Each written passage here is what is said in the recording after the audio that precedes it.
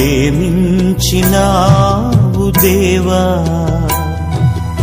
ఏ అర్హత లేని నన్ను నీవు రక్షించినావు ప్రభువా. పుస్తకము 32వ అధ్యాయము 1-2 చరణములు మనం చదువుకుందాం. యోబు తన దృష్టి యందు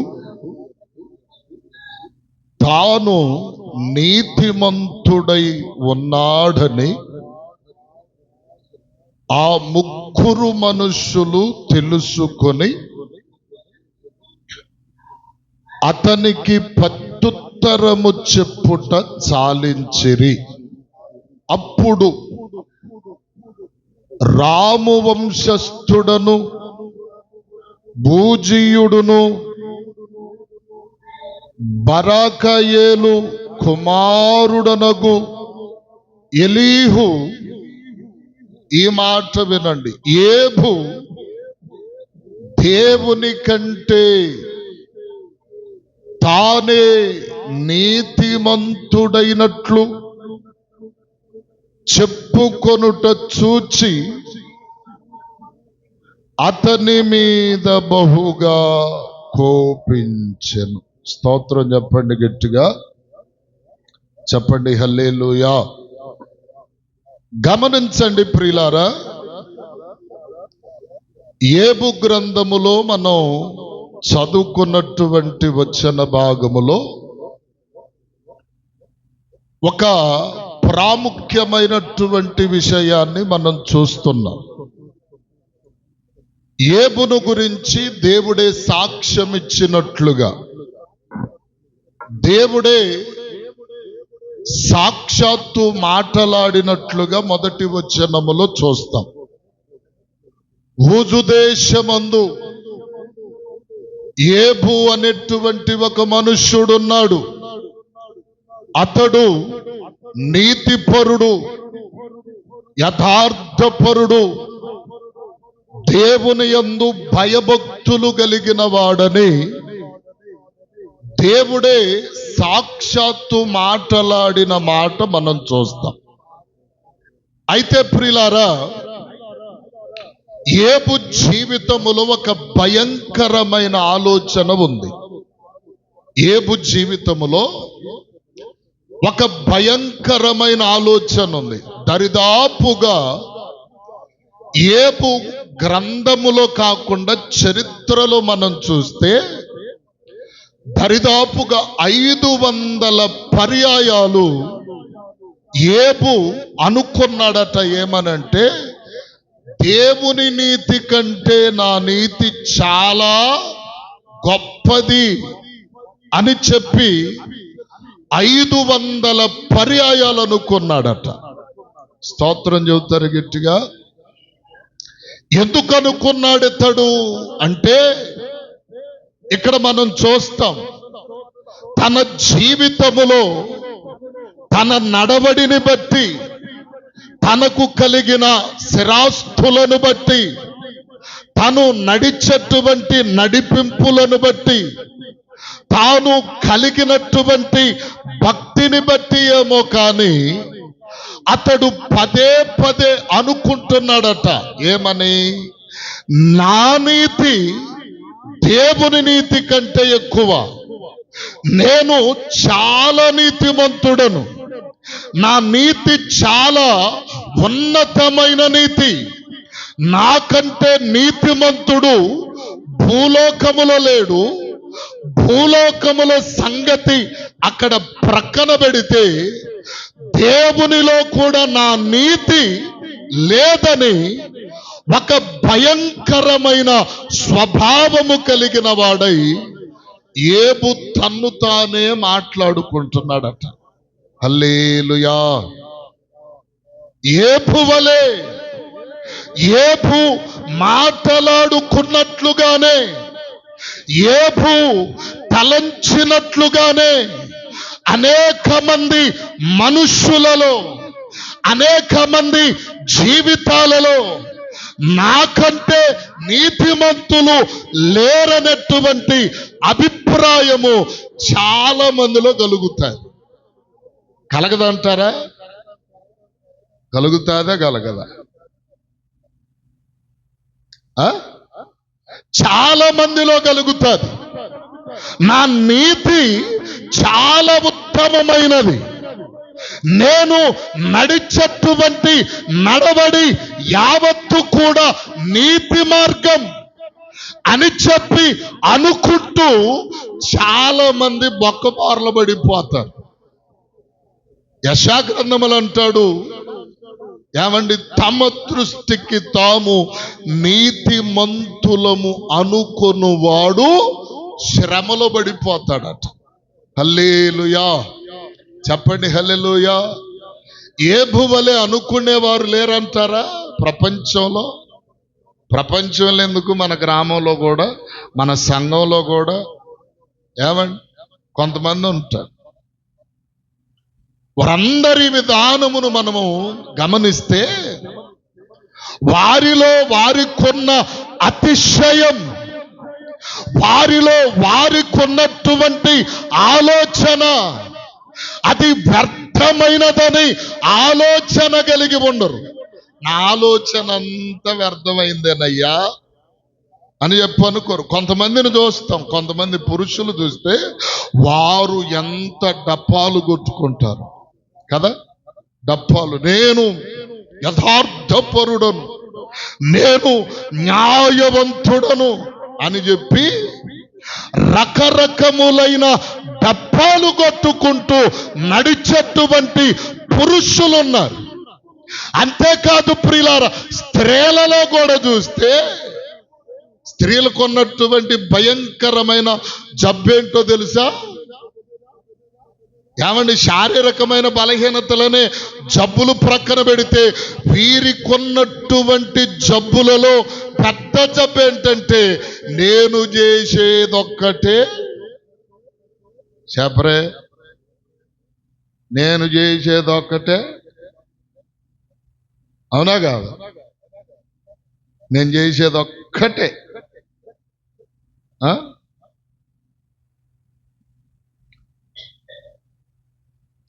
ఏదన్నా చేయనై, ఏ కార్యమన్నా జరిగించని వారిలో ఉన్నటువంటి ఆ అహంభావం, ఆ యొక్క అక్రూరమైన మనస్తత్వం ఎలా ఉంటదంటే, నేను చేసేది నా విషయమే, నేనే అనేటువంటి ఆ నీచమైన స్వభావం. అందుకనే దేవుడు అంటున్నాడు, ఎప్పుడు నిన్ను నీవు గొప్ప చేసుకొన వద్దు. హల్లెలూయా. ఏమండి, అందుకనే బైబిల్లోనే అంటాడు సువార్తల్లో, ఎవడైతే తన్ను తాను హెచ్చించుకుంటాడు వాడు పడేళ్ళు పడిపోతాడట. ఎవడైతే, ఏమండి, నేను కొంచెం కూరల విషయంలో ఒకసారి కొంతమంది స్వభావాలను చూశాను. కూర ఉండే వాళ్ళు ఉంటారు కదా, కొంతమంది ఏదో వండేంలే పెట్టేంలే చాలే అనుకుంటారు. కానీ కొంతమంది అట్ట కాదు, నేనుండితే అసలు ఎట్లుంటుందో తెలుసా, చెత్తలాగా ఉంటుంది, అది నీకు తెలియదు.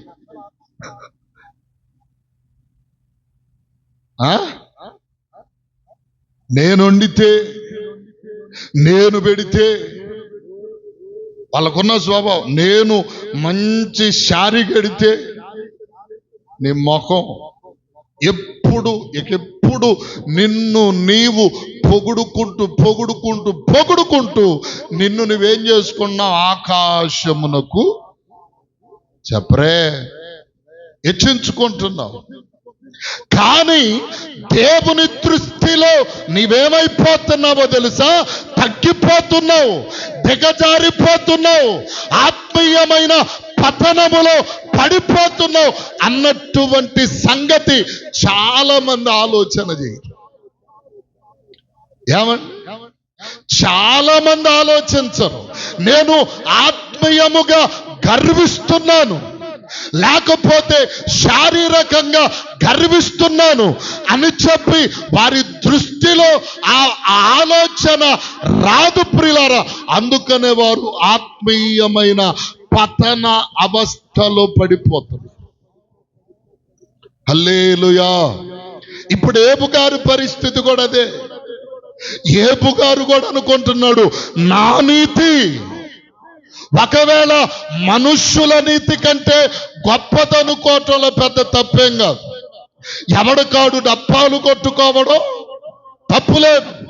కానీ ఇతడు మాట్లాడుతున్న ఒక భయంకరమైన మాట ఏంటంటే, నా నీతి దేవుని నీతి కంటే ఎక్కువైంది.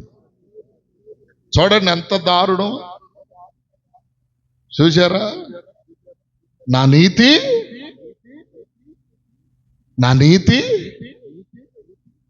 దేవుని నీతి కంటే ఎక్కువైంది అంటున్నాడు. దేవుడు ఏమంటున్నాడు? మనుష్యుల నీతి మురికి గుడ్డవలే ఉంది, మనుష్యుల నీతి నాకు మురికి గుడ్డవలే కనబడుతుంది అని దేవుడు చెప్తుంటే ఇతడేమంటున్నాడు? దేవుని నీతి కంటే నా నీతి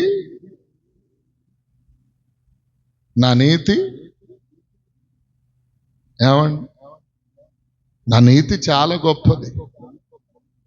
ఇలాగే కొంతమంది సంఘాల్లో చూస్తే పాటలు పాడేవారు మొదలుకొని, వాక్యాలు చదివేవారు మొదలుకొని, ఆఖరికి దైవజనులతో మొదలుకొని ఎవరి కాళ్ళు వారి డప్పాలే చెప్పరే.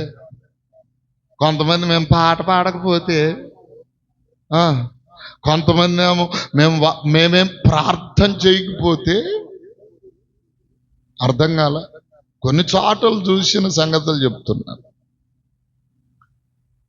ఏమంటే నేను వాక్యం ఎర్రగా తీసేశానని అర్థం కాల.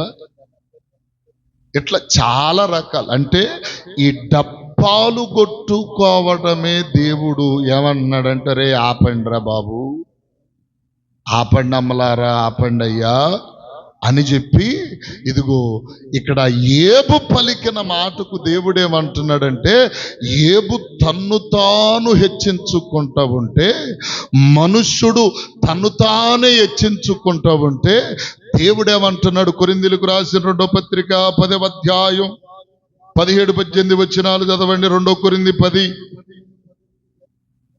దేవుడు ఏమంటున్నాడు అక్కడ చూడండి. 10, 17, 18. అతిశయించువాడు ప్రభువునందే అతిశయించాలి. ఎవరు మెచ్చుకొనివాడు?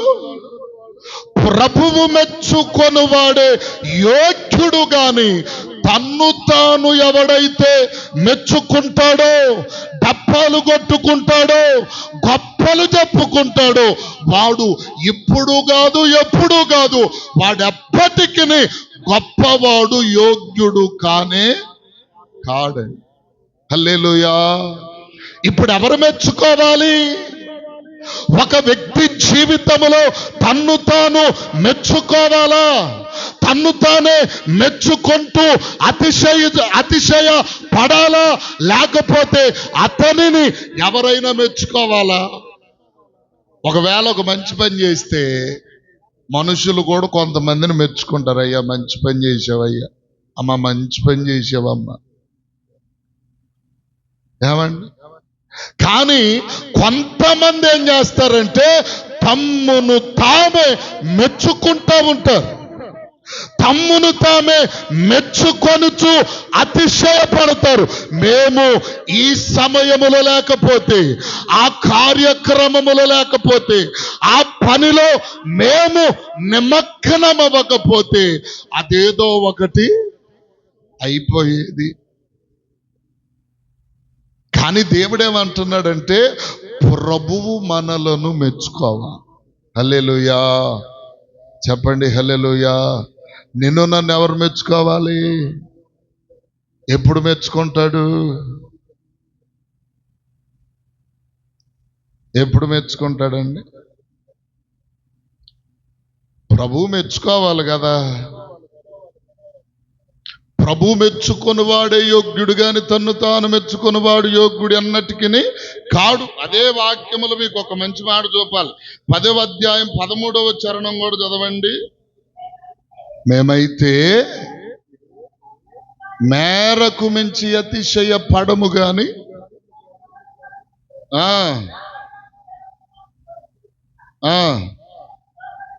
అమ్మ 12 నుండి చదవరా. తమ్మును తాము మెచ్చుకొని కొందరితో జతపరుచుకొనుటకైనను వారితో సరిచూచుకొనుటకైనను మేము తెగింపజాలము గాని వారు తమలోనే ఒకరిని బట్టి ఒకరు హెచ్చించుకుంటారు, ఎన్నిక చేసుకుంటారు. ఏమండి? ఆ తర్వాత ఏమన్నాడు? మేమైతే, ఇక్కడ పౌలు అంటాడు మేమైతే ఏమండి అన్ని విషయాలలో మెప్పించుకొనుటకు మెప్పు పొందుటకు మేము సరిపోయిన వారము కాదు. దేవుడు మాకు ఎంత ఇచ్చాడో, మాకు ఏదైతే చెప్పాడో, ఏ కార్యమైతే చేయమన్నాడో అంతవరకే మేము చెప్పరే, అంతవరకే చేస్తాం. పౌలన్న మాటలో చాలా ఒక నిగూఢమైన ఆలోచన ఉంది. ఏమంటే మొత్తం నాదని ఎత్తినేసుకో, లేకపోతే అంతా నాదని ఎరగబడిపోను. దేవుడు ఎంత ఇచ్చాడో అంత మాత్రమే చెప్పండి, అంత మాత్రమే చేస్తాం. ఏమండి అక్కడ చూడండి, మేమైతే మేరకు మించి అతిశయ పడము గాని మీరున్న స్థలము వరకు రావాలనని దేవుడు మాకు కొలిచి ఏం చేశాడంట? అయ్యా నువ్వు బారిడిల్లు నానా అన్నాడు. బారిడిల్లు అయ్యంటే కాదు ప్రభు నేను 4 బారిలు వెళ్తానంటే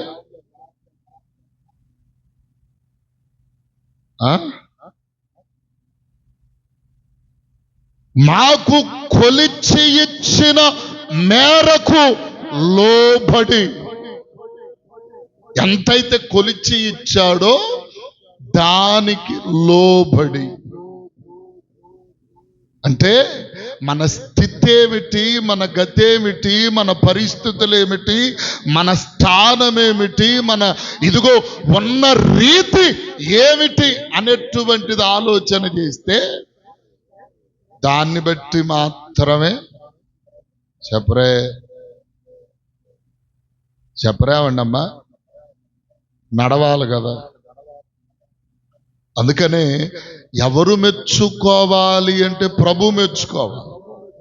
ప్రభు ఎప్పుడు మెచ్చుకుంటాడంటే దేవుడు మనకు కొలిచి ఇచ్చిన ఆ సమానమైన ఆ నడిపింపులో నడిపించబడి ఉంటే ప్రియులారా, నువ్వెప్పుడు కూడా ఆయన గీసిన గీతను దాటకుండా నడిచావనుకో, అప్పుడు మాత్రము దేవుడు నిన్ను మెచ్చుకుంటాడు. దేవునికి స్తోత్రం చెప్పు గట్టిగా చెప్పండి హల్లెలూయా. మెచ్చుకోవాలంటే ఏం చెయ్యాలి చెప్పరే. ఇప్పుడు సపోజ్కి మనకు లోకరీతిగా చెప్తాను, కొత్తగా పెళ్ళైన అబ్బాయి ఆ భార్యకి చెప్పాడు, అమ్మాయి నువ్వు ఇంట్లో నుండి ఆ పారి గోడ దాటి బయటికి రాబాక అమ్మాయి, 2 కుక్కలు ఉండే పీకేస్తాయి అని చెప్పాడు అనుకుందాం. ఇప్పుడు ఆమె ఏం చెయ్యాలా? ఎందుకు రావద్దు అన్నాడు. ఒకసారి వెళ్ళి చూద్దామని బయటకు వచ్చేలా కుక్కలు 2 పట్టుకుని పీకిని, కుక్కలు 2 పట్టుకొని పీకిని. ఇప్పుడు భర్త ఏమంటాడు? పనికి మాలిన సైతానా, నేను రావద్దన్నాను కదా, దొంగ సైతానా, ఎందుకు వచ్చా? చెప్పెళ్ళాను కదా, అక్కడికి కూడా గుచ్చి చెప్పెళ్ళాను కదా, ఎందుకు వచ్చా? తిన్నంగా కుదిరిందిలో అంటాడు ఆయన కదా. అదే రాకుండా తన మాటకు లోబడి ఉంటే, నా భార్య నా మాటకు లోబడి లోపలే చెప్పరేమండి అమ్మ. మౌనంగా ఉన్నారు ఏందంతా? హల్లెలూయా. ఏమండి అంతేనా? లేదు కాదు, నువ్వు లోపల ఉండి నేను బయటికి వెళ్తాను అంటాను. ఏమండి గమనించండి. అందుకనే ఆయనంతైతే కొలిచి ఇచ్చాడో దేవుడు, ఆ పరిధిలో మనముంటే అప్పుడు మెచ్చుకుంటాడు. ఒక్క మాట చెప్పాలంటే బైబిల్ గ్రంథంలో మనందరికీ తెలిసిన ఒక వ్యక్తి ఉన్నాడు. ఆది కాండంలోనికి రండి. ఆది కాండం 6వ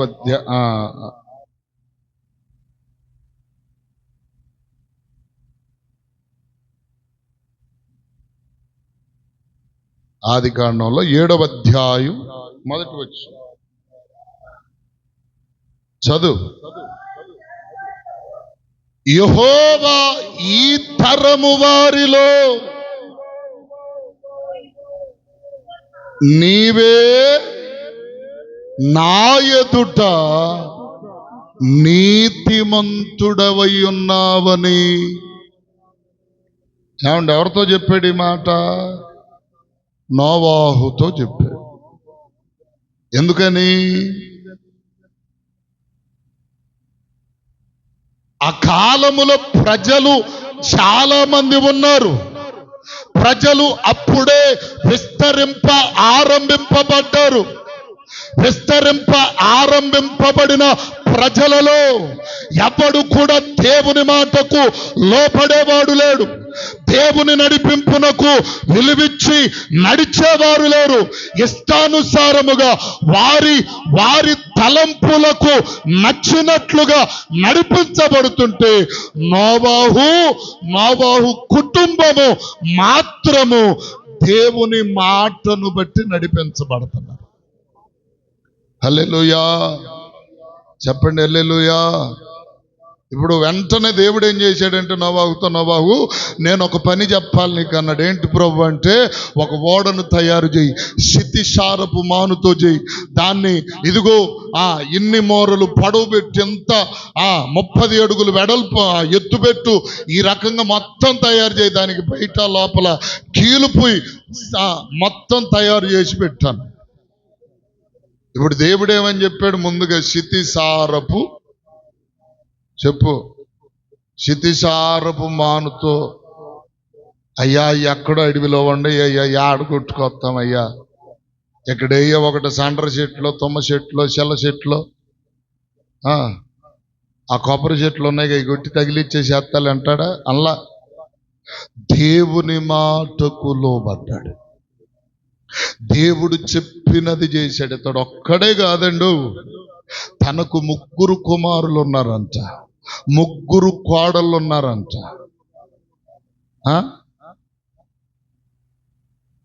తండ్రి మాట వినే కుమారులు చాలా అరుదు, కానీ నోవాహు మాట తన కుమారులు అన్నారు. అంతేకాదు, కుమారులు విన్నారంటే సరే, ఇప్పుడు కోడళ్ళు ఉన్నారు. ర్యాంది ముసలోడు పొద్దాక నాకు పని చెబుతాడో అనేవాళ్ళు లేరా? మనూరులోనున్నారు. అత్త ఏదన్నా మాట చెబితే, మామ ఏదన్నా పని చెబితే దేవునికి స్తోత్రం, అగ్గి మీద గుగ్గిలం పెట్టే వాళ్ళు ఉన్నారు.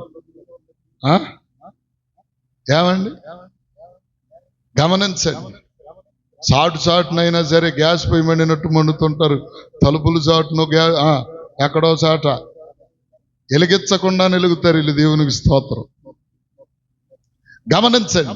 ఇప్పుడు తన కోడళ్లను, తన భార్యను, తన కుమారులను దేవుడు ఏదైతే చెప్పాడు అదంతా, ఆ పనంతటిని నోవాహు చెప్పినట్లుగా తన కుటుంబమంతా సహకరించి ఆ కార్యాన్ని జరిగించారు. అందుకే దేవుడు అంటున్నాడు, నోవాహు ఈ తరము వారందరిలో కూడా నీవు నా ఎదుట నీతిమంతుడవై ఉన్నావని ప్రభువే మెచ్చుకుంటున్నాడు. దేవునికి స్తోత్రం చెప్పండి, గట్టిగా చెప్పండి, హల్లెలూయా. ఏమండి ప్రభువే మెచ్చుకుంటున్నాడు. ప్రభు మెచ్చుకొనువాడే యోగ్యుడు గాని మనుషుడు తను తాను మెచ్చుకుంటే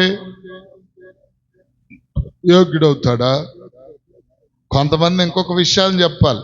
నాకు దేవుడు అంటే ఎంత భయమో, ఎంత భక్తోనండి అంటారు కొంతమంది. నువ్వు చెప్పుకునేది ఎందుకు గోంగూర?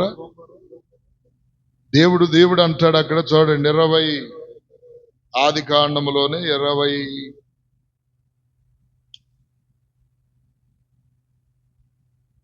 ప్రియులారా 22 చూడండి 2వ అధ్యాయం 22వ అధ్యాయం 12వ వచనం చదవండి. అప్పుడు ఆయన చెయ్యి వెయ్యకయ్యా, అతన్నేమీ చేయొద్దయ్యా, నాకీయ వెనుతీయలేదు గనుక. ఈ మాట ఏమన్నాడు? నీవు దేవునికి భయపడు మనుష్యుడవని ఇందువలన నాకు కనబడుతున్నదని దేవుడే చెప్పాడట. దేవునికి స్తోత్రం చెప్పండి గట్టిగా, హల్లెలూయా. ఏమండి, ఎవరికి భయపడేవాడు? ఈరోజు మనుష్యులకు, పరిస్థితులకు భయపడుతూ కూడా కొంతమంది డప్పాలు కొట్టుకుంటూ తిరిగే వాళ్ళు ఉన్నారు. ఏమనంటే దేవుని సన్నిధంటే, దేవుడంటే ఎంత భక్తో, ఎంత భయమో అని చెప్పి ఏమని డప్పాలు కొట్టుకుంటూ తిరుగుతారు. నువ్వు భయపడేవాడివైతే, భక్తి కలిగిన వాడవైతే దేవుడే అంటాడు, ఇందును బట్టి నీవు దేవునికి భయపడు. చెప్పండి, దేవుడు ఎందుకన్నాడు ఆ మాట అబ్రాహామును? ఎందుకన్నాడండి? ఎందుకన్నాడు? ఒక వ్యక్తి వచ్చాడు, ఒక యవనస్తుడు వచ్చాడు. యవనస్తుడు వచ్చి, ప్రభువా, నువ్వు సద్బోధకుడు అని నేను ఎరుగుదును, కానీ నేను నిత్య జీవమునకు వెళ్ళాలంటే ఏం చెయ్యాలన్నాడు. నీ తల్లిదండ్రుల సన్మానింపు, నీ పొరుగువాన్ని ప్రేమించు, అన్ని చెప్పుకొచ్చి ఆఖరికి అన్నాడు, నీ ఆస్తి నమ్మి పేదలకి అన్నాడు. అతడు మిగుల ఆస్తిపరుడు గనుక దేవుడు చెప్పిన మాట ఏం చేయలే, వినలా. ఆస్తి నమ్మి ఆస్తి అంతటిని పేదలకు పంచిపెట్టమంటేనే అంత బాధపడ్డాడు ఈయన. లేక లేక కుమారుడు పుడితే నిండు వృద్ధాప్యంలో 99 సంవత్సరముల ఈడు కలిగిన ప్రాయములో ఒకే ఒక కుమారుణ్ణి ఇస్తే, ఆ కుమారుని తీసుకెళ్లి మోరియా దేశములో ఒక పర్వతం మీద బలిగర్పించమంటే నోరు మెదపల నోరు మూసుకొని కట్టెలు పిల్లోడిని చేతబట్టుకున్నాడు, పనివారిని చేతబట్టుకున్నాడు, గాడిదల మీద ఆ సామగ్రి అంతా వేసుకున్నాడు. ఏమండి, మోరియా దేశమునకు వెళ్ళాడు. బలిపీఠం ఆ యొక్క పర్వతం మీద కట్టాడు, కట్టెలు పేర్చాడు, పిల్లోడి చేతులు కట్టేసి పొరొండ పెట్టేశాడు. దేవునికి స్తోత్రం కలుగును గాక. ఈరోజు మనం దేవునికి భయపడే వారమైతే ఏదన్నా దేవుడు వదిలేయంటే వదులుతాం మనం? వదిలేయండి అన్నాడు అనుకోండి, వదిలేస్తామా? అసలు ఆస్తులు అంతస్తుల సంగతి అక్కడ పక్కన పెట్టండి. అమ్మా, నీలో ఉన్న అహంకారం తీసేయమ్మంటే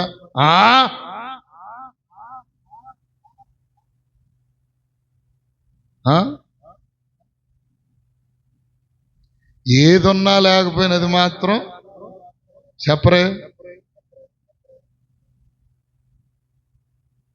తగలబెట్టేటప్పుడు శవంగాని దాని మీద ఏంటది, అది ఆ కట్టెల మీద నుండి నెర్రగా నీళ్ళు గట్ట నుంచున్నట్టుగా దేవునికి స్తోత్రం. అమ్మా, కొంచెం కోపం తగ్గించుకమ్మా అన్నావు అనుకో, కొంచెం అహంకారం తగ్గించుకమ్మా, కొంచెం ఆ గర్విష్ఠతనం తగ్గించుకమ్మా అని చెప్పావు అనుకో, ఇక ఆ రోజు మూడిన దేవుడు అన్న చెప్పాడంటే దేవునికి స్తోత్రం, హల్లెలూయా. నిజం. దేవుని మందిరానికి వస్తున్నావు కదా, ప్రార్థనకు వస్తున్నావు కదా, ఇదిగో ప్రియులారా దేవుని సన్నిధిలో ఉంటున్నావు కదా, అందరితో ప్రేమగా ఉండు, కలిసిమెలిసి ఉండు. లోపల ఉన్న అహంకారం, ఆ భయంకరమైన మనస్తత్వం తీసేయమంటే ఏజు రక్తమే చెయ్యు. అర్థం కాల?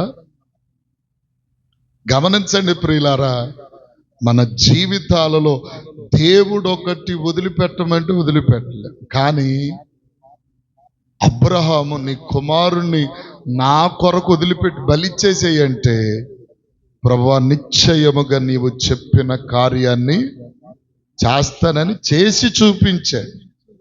చేయుటకు వెళ్ళి కాళ్ళు చేతులు కట్టేసి బలిపీఠం మీద పండబెట్టి కత్తి ఎత్తేసరికి దేవుడు ఆకాశము నుండి కేక వేశాడు, అబ్రామాగో అంటే ఆగేశాడు.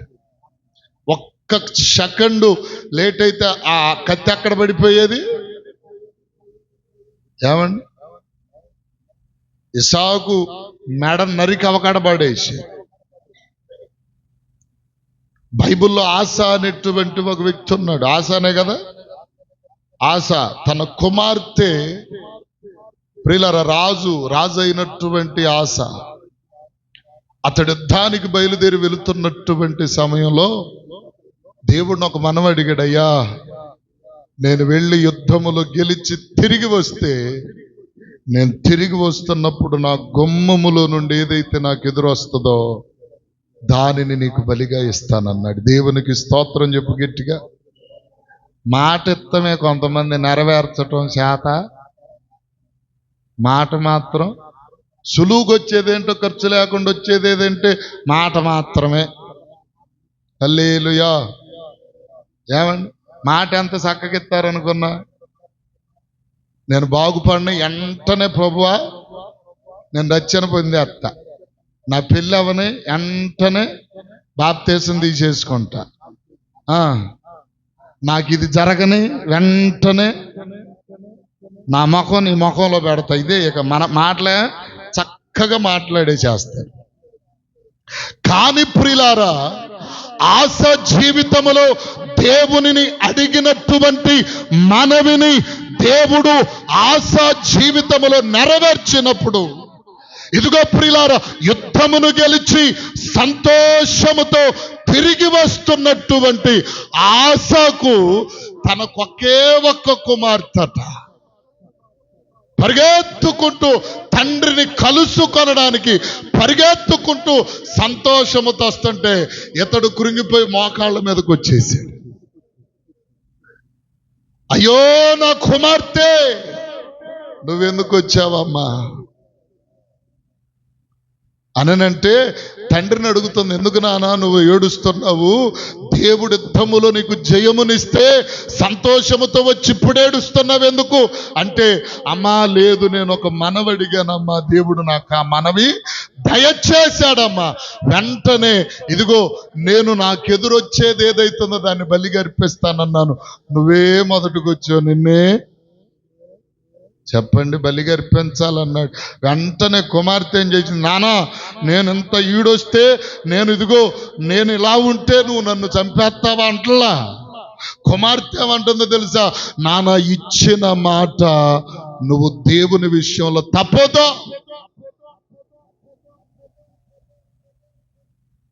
తప్పొద్దని చెప్పి ఆమె అంటుంది, 10 రోజులు గడివితే నా కన్యత్వమును దేశములో ఏమండి అక్క కనపరుచుకొని నన్ను నేను నీకు అప్పగించుకుంటాను నాన్న అని చెప్తే సమయం ఇచ్చింది. ఆ వ్యవధిలో మరలా వచ్చింది. దేవునికి బలిగా అర్పించినట్లుగా వాక్యంలో మనం చూస్తాం. దేవునికి స్తోత్రం కలుగునుగాక.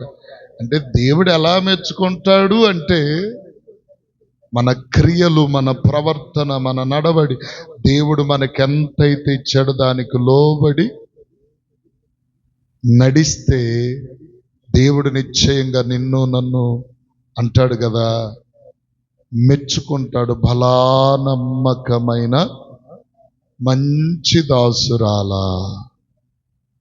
ఏమంటే యెషయా గ్రంథంలో ఒక్క మాట చదవండి, ముగించేస్తాను. యెషయా గ్రంథము 64వ అధ్యాయం 64 దయచేసి 6వ చరణం చదవండి. మేమందరము అపవిత్రులమంటి వారమైతిమి, మా నీతి క్రియలన్నీ మురికి గుడ్డవలే నాయను, మేమందరం ఆకువలే వాడిపోతిమయ్యా, గాలివాన కొట్టుకొని పోవునట్లుగా మా దోషములు మమ్మును కొట్టుకొని పోతున్నాయి. దేవునికి స్తోత్రం కలుగును గాక. ఏమండి, మన ఎట్లా ఉన్నాయంట? మన దోషములు, మన కార్యాలు ఎలా ఉన్నాయంటే మురికి గుడ్డవలే ఉన్నాయంట.